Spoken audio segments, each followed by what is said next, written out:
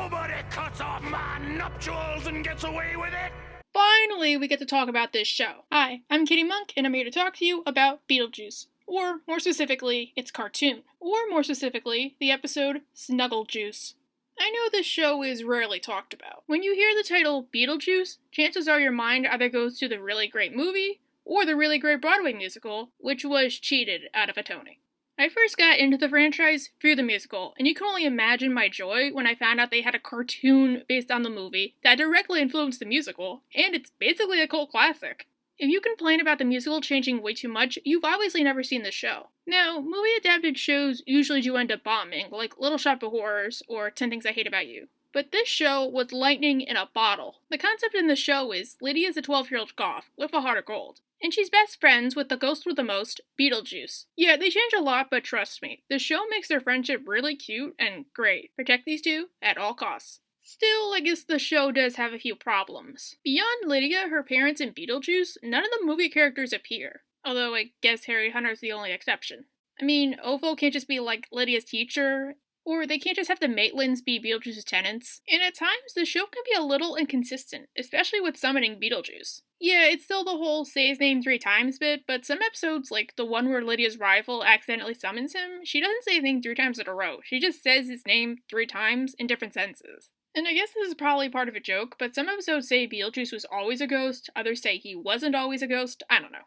Also, this isn't an issue, but I feel like they should have had an episode where Beetlejuice and Lydia explain how they met. I mean, after all, the pilot is about their anniversary. Yeah, that's another thing. You can't really discuss this show without discussing that. I guess for some people it was a different time, but... We don't do that here. Yeah, we'll leave it at that. And speaking of inconsistent, something that was inconsistent was the pacing. The show had both 11-minute episodes and 22-minute episodes, and some of the 22-minute episodes honestly could have been 11 minutes. Like the episode Beauty and the Beetle, which I guess is kind of funny, honestly should have just been 11 minutes. But I will praise the show and say it was really ahead of its time. It had adult humor, it aired on competing networks, it had pun humor, and CGI was in every episode. Yeah, maybe it was kind of forced at times, but this was the 90s. You had to give them credit. And because of this, I guess it was hard for me to pick an episode to review. I thought about Prince of the Netherworld, but Beetlejuice acts like... And now he wants to be Lydia's best friend! Thinks he can take her away from me, does he? Yeah. Or I thought about the episode Ears Looking at You, which makes fun of noir episodes, and it has a really intriguing mystery. But going through the episodes, I think the perfect one to talk about is Snugglejuice. It's one of my favorites, and it's also a parody of Clockwork Orange of all things. That's insane, I know, but trust me, there's a reason I like it. So, let's discuss. So every year the ghosts hold this holiday called Pranksgiving. As you can expect, Pranksgiving is this huge pranking contest. The winner's crowned Chief Prankster, and they get a solid gold trophy. It's modeled after Dr. Frankenstein, the founder of Pranksgiving, who disappeared under mysterious circumstances. Yes, this will mean something. Competing this year is Beetlejuice, and his opponent Pond Scum. Now, Pond Scum, I'll let him speak for himself. The name is Pond Scum. Germs Pond Scum. Slime slush. Shaken, not stirred. Time for a spot of jury rigging. Okay, think of any other show that has John Connery's James Bond as a piece of mold.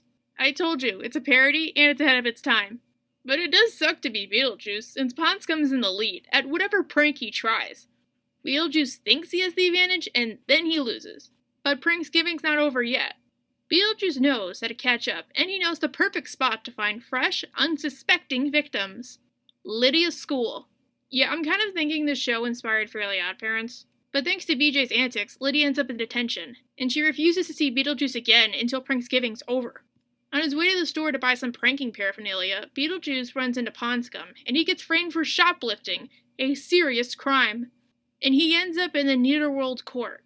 And because of... A spot of jury rigging. Beetlejuice is found guilty. Considering your past record... Okay, this is probably my favorite joke in the whole episode. Now, one complaint I do have is that Beetlejuice really isn't in Pond Scum's way. Yeah, they're both competing, but the episode makes the point that Pond Scum's really in the lead. I could get Pond Scum doing this if, say, Beetlejuice was beating him, but he really doesn't do anything to deserve this besides being in a contest. Strangely for Beetlejuice, he doesn't cheat, he doesn't lie, he just plays fairly. I guess if they had a scene of, say, Beetlejuice beating Ponscum or slowly beating him out, then yeah, maybe I can get Ponscum trying to do this, but it just feels like Ponscum's a really bad Saturday morning villain. Yeah, it helps you sympathize more with Beetlejuice, but again, it makes no sense for Ponscum to do this beyond he's a Saturday morning villain. Now, obviously, the judge would do the responsible thing and throw BJ to the sandworms, but he decides on a different approach. He's sentenced to rehabilitation, and his one phone call to Lydia doesn't work, so he's sent to Netherland. Now, this whole setup was perfect. To somebody like Beetlejuice, Netherland's basically like divine punishment. He can't eat beetles anymore, he has to work on the Daisy Chain Gang, and he has a cute prison uniform that only gets cuter if he tries to poof out of it. Now, Netherland is run by Little Miss Warden and Billy Club. Yes, you heard that right, Billy Club. I told you, adult humor. Now, I guess up to this point, besides going to jail, it doesn't really seem like a parody of Clockwork Orange. But trust me, it only gets worse from here on. After he starts panicking, Beetlejuice meets his fellow prisoner, Dr. Frankenstein. See, I told you, foreshadowing. BJ learns that Dr. Frankenstein was framed by Ponscum too, and he's been trapped down there ever since. Down there, they only have two options. Either they serve their time, or he doesn't want the other one. But this is Beetlejuice we're discussing, so he tries to escape, and he obviously fails. Now, this is where the Clockwork Orange parody becomes the most apparent, and the episode gets really scary after here. Up to this point, it's kind of laughably scary, but it soon gets really creepy, like hard to watch. For failure to rehabilitate, Beetlejuice is taken to the Jack-in-the-Box. Like, it gets so scary, even the music changes. What we have here is failure to rehabilitate. You know what to do. But what's so terrible about the Jack-in-the-Box, you might ask? Well, think of a Clockwork Orange torture device where you're strapped in and you have to watch videos of manners and polite behavior. I know, it's scary, and it especially is for Beetlejuice. After he's brainwashed, he's declared rehabilitated. But if he ever needs help ever again, all he has to do is clap his hands and say the magic words. Higgledy, pop! Yeah, I don't know how to say that, I'm sorry. Eventually, Lydia decides to go visit Beetlejuice, and she finds that his house is redecorated. This is where the episode gets scary. Hello, young lady. Howdy do. Oh my gosh, who is that? I'm sorry, Beetlejuice can't come to the phone right now. Oh, but Snugglejuice can. Yes, because of all this brainwashing, Beetlejuice has been changed into this, and it's really creepy to watch. He doesn't call Lydia babes anymore, his voice is different, and worst of all, he won't even eat beetles. He won't eat beetles. To sum it up, as he puts it, Sugar and spice and everything nice. Now, a problem with parody episodes is they often change so much it doesn't feel like a normal episode. It might work for fans of that one drama or that one work, but if you're a longtime viewer, it can feel really jarring. A few months ago, I reviewed the Teen Titans Go episode, Ghost with the Most, and it was a great homage to Beetlejuice. But it sucked as a Teen Titans Go episode because it failed in that principle. It was a great homage, but it was a terrible Teen Titans Go episode. If you've never actually seen Beetlejuice or you're not familiar with the franchise, you probably wouldn't get all the references, especially if you're a little kid. And unlike, say, Steven Universe or Gravity Falls, Teen Titans Go is supposed to appeal to little kids.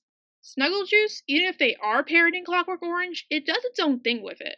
In that movie, the main character becoming a rule-abiding citizen was his worst nightmare. And what's Beetlejuice's?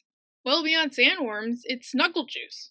And I'm gonna be honest, I wasn't even aware this was supposed to be a parody until I heard about it on the internet. While I guess this might be bad for some people, since they aren't parodying enough, I think it works in this episode's favor. Even if you don't get all the references, you can still enjoy the episode on its own merit. Because honestly, being brainwashed into somebody he's not, that would be a really great premise for an episode. It's his worst nightmare come true, and it's still scary yet fun to watch. But because of all of this, Lydia tries to figure out what happened to Snugglejuice. Hey, give Lydia credit, she doesn't dead name her friends. And this was the 90s. But it seems like Ponscum's plan is working, since Snugglejuice is losing all his points, and he's getting hurt in the process. So he does what Little Miss Warren says, and he returns to Netherland with Lydia in tow. Lydia threatens to tell people what happened, and since she's a tattletale with failure to be cute and cuddly, she gets sent to the Jack-in-the-Box. This is enough to get through to Snugglejuice, who is beside himself. Yeah, this is enough to get a conflict going between the two juices. Snugglejuice almost becomes the dominant personality, but this calls for stronger measures. Snugglejuice, if he wants to save Lydia, has to eat the Prankin' Beetle. So he does.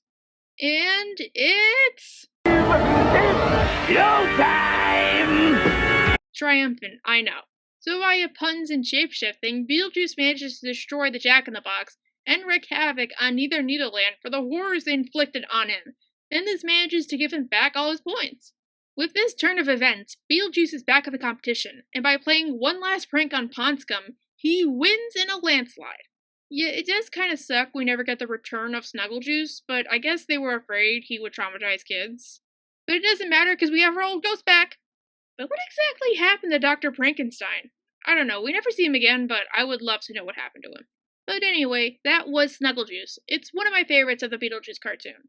Yeah, there is an issue here and there, especially the ending with the Dr. Frankenstein statue, but I think it's a really great episode. But what do you think of Snugglejuice? Was it a good episode or was it subpar? What else should I review? Should I review other episodes of the Beetlejuice cartoon? And don't forget to follow my other pages. I'm Kitty Monk, and thank you for watching.